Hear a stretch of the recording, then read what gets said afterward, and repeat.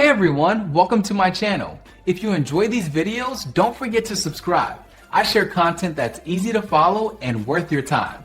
Let's get started. Downgrading MOGRT files is a common task for video editors using older software versions. Many templates require the latest version of Premiere Pro or After Effects. If you try to import a new MOGRT into an old version, it will fail. You can solve this problem by manually changing the version data. First, locate your MOGRT file in your File Explorer. Right-click the file and choose the Rename option. Change the file extension from .mogrt to .zip.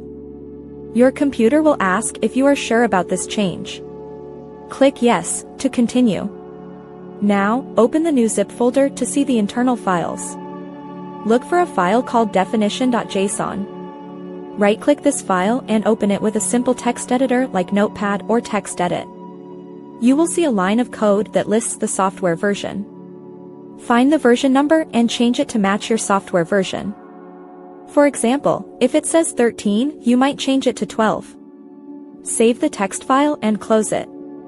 Go back to your zip folder and select all the internal files. Right-click them and choose to compress them into a new zip archive. Rename this new archive by changing the extension back to .mogrt. Now, open Adobe Premiere Pro and try to install the modified template.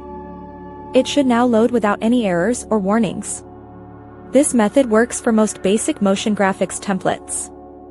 It allows you to use modern designs on older systems.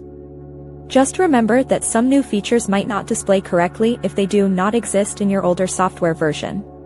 Thanks so much for watching. If you liked the video, tap the thumbs up, hit subscribe, and ring the bell so you don't miss anything new. See you next time.